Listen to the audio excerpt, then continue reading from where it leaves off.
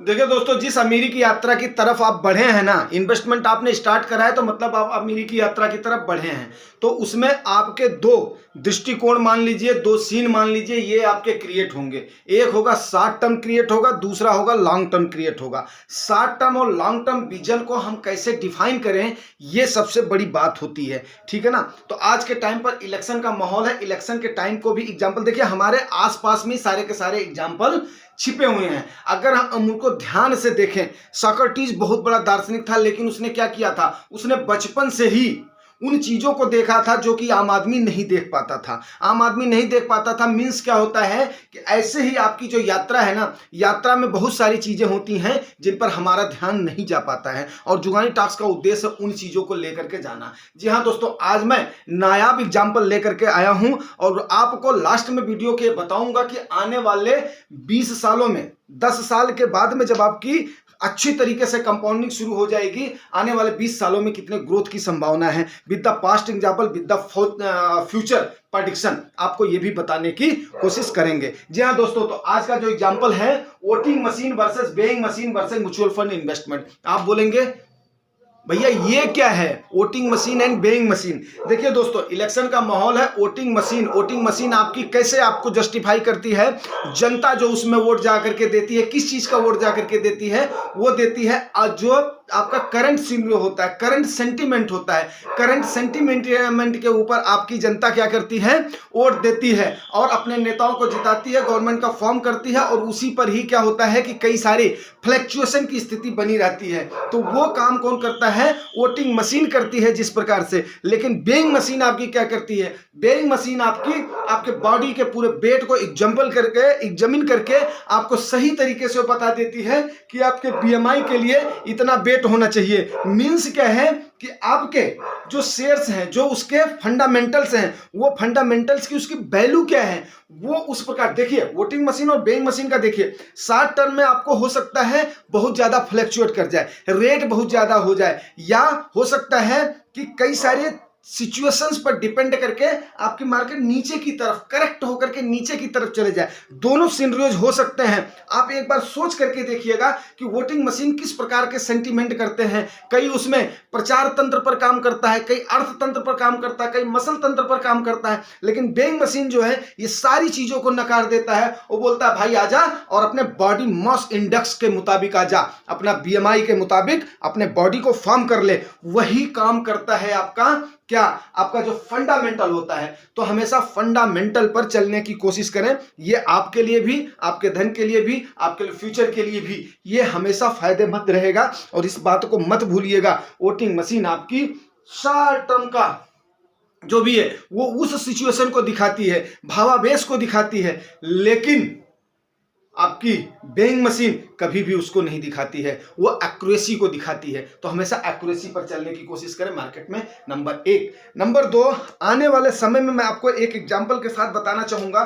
मुझे याद है 90 और 90 के दशक में जब मैं 14-15 साल का होता था, तो मेरी माँ और मैं और मेरे पिताजी ये हम गए थे, हमारे यहाँ पर एक एसबीआई का ब्रांच होता था। उस समय एसबीआई की एक ही ब्रांच होती थी, वहां पर गए थे। आज भी मुझे याद है, मेरे पिताजी ने उस समय 50,000 रुपीज की एफडी करी थी। वो किस लिए करी थी, जब मेरे बच्चे किसी लायक हो जाएंगे तो बाद में मैं अपना घर बनवाऊंगा, ठीक है ना। तो उसके बाद में आज के टाइम पर मैं इस बात को जो सोचता हूं कि मैंने तकरीबन मान करके चलिए 32-3300 को खुद की आंखों से शेयर देखा है। लेकिन उस समय मैं इन्वेस्ट करने की पोजीशन में नहीं था, क्योंकि मेरी कमाई नहीं थी। मैं उसके बाद में 3600-3700 से मैंने जो देखना शुरू किया, सोने का रेट और आपका सेंसेक्स दोनों तकरीबन आसपास में चलते हैं। वहां पर उस समय का तब का रेट ले लो और आज का रेट ले लो। आज आपका सेंसेक्स कहां पहुंचा हुआ है, 75,000 पर पहुंचा हुआ है। आपका सोना आज 70,000 से ऊपर का पहुंचा हुआ है। अगर काश मेरे पिताजी को उस समय ये विजन होता, ये दृष्टिकोण होता, और उन्होंने उस समय अगर आज शेयर्स लिए होते, और जबकि ये हमारा साल 10 साल का उनका ये था कि कहीं कभी पोस्ट ऑफिस में, कहीं कभी बैंक में, कभी वहां पर ये तो अपनी खानदानी परंपरा है, आप भी जानते हो, आपके यहाँ पर भी आपके माताजी, पिताजी, नानी जी, नाना जी ये सब करते होंगे, मामा जी, मौसा जी, तो ये सब करते होंगे। तो अगर हमें उस बात का पता चला होता या हमारे दृष्टिकोण में वो बात आई होती, तो आज के टाइम पर बताइए एक एक रुपए की वैल्यू कहाँ पर रही होती, ठीक है ना। आज 3 रुपए की वैल्यू कितनी उस समय हो गई होती, उस समय 3 क्या 2-2.5 हजार पर सेंसेक्स रहा होगा, जबकि मैं बात कर रहा हूँ, ठीक है ना, 91-92 में, उस समय तो वो भी आया था, मेहता का क्रैश भी आया था बहुत जबरदस्त। अगर ये नॉलेज होता तो आज वो न जाने कितने करोड़ों में वही पैसा जो है कन्वर्ट हो गया होता।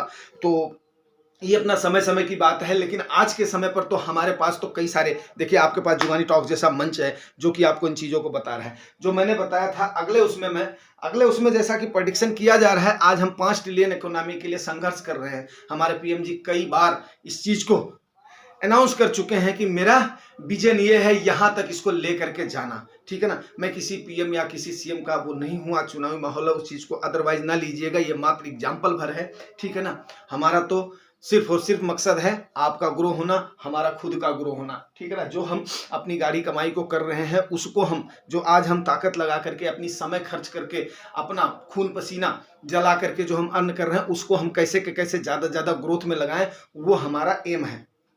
तो आने वाले समय पर ऐसा माना जा रहा है कि अगले 20 साल में 40 से 60 ट्रिलियन की इंडिया की इकोनॉमी होगी। अब आप खुद सोचिए कि अगर 40 से 60 से 40 ट्रिलियन भी हो गई तो 75 चौके आप सोच लीजिए, आज जो आपकी 3 ट्रिलियन की इकोनॉमी है, 3 का कितना गुना हो गया। तो आपका एक एक रुपया आज के समय पर जो आप इन्वेस्टेड कर रहे हैं वो कितना गुना हो जाएगा, इतना गुना आपका सेंसेक्स हो जाएगा, तकरीबन 7.5 तकरीबन मान करके चलिए कि 75 लाख के आसपास आपका सेंसेक्स जाएगा। अगर ये 10 गुना के आसपास जाता है, 6 गुना भी अगर जाएगा तो 75 छक्का 7 छक्के 42, तो 4.5-5 लाख के आसपास आपका क्या होगा, सेंसेक्स होगा। उतना तो आपके स्क्रीन बोर्ड पर ही नहीं आएगा, लेकिन उसका सिस्टम है वो चेंज कर दिया जाएगा। तो जो मैंने ये प्रेडिक्शन बहुत सारे लोगों का, मैंने क्या बोला था, मैं लगभग हर दिन स्टडी करता हूँ, कई लोगों का प्रेडिक्शन उसको सुनता हूँ। तो उन प्रेडिक्शंस को जब मैं सुनता हूँ तो मुझे ये आता है कि नहीं, आपको उस दृष्टिकोण से अवगत कराना है। बट इसका कतई मतलब नहीं है जो हमने आपको 50 और 49 का एग्जाम्पल बताया था, 99 के चक्कर में नहीं पढ़ना है, बट 50 और 49 के चक्कर में पढ़ना है। मतलब 49 का इसलिए एग्जाम्पल दिया था, कभी भी आप देखिएगा 50 और 49 का क्या होता है, किसी भी कंपनी की हिस्सेदारी होती है, जिसका 50 से अबव हो जाता है मालिक वो हो जाता है। तो आप कभी भी कोशिश करिए कि 49 में, मतलब बिलो द स्टैंडर्ड में, जब तक आपका 10 साल एक डिकेड नहीं हो जाता तब तक आप बिलो द स्टैंडर्ड रहने की कोशिश करिए। लोगों का काम है कहना, कुछ तो लोग कहेंगे, लोगों का काम है कहना, लोगों के कहने पर मत जाइए। आप अपना 50% क्या करिए, अपना एलोकेशन करिए अपने ड्रीम की तरफ, अपने गोल की तरफ, और 49 में क्या करिए, 99 के चक्कर में पड़ेंगे तो आप अपनी लाइफ स्टाइल को भूल जाएंगे।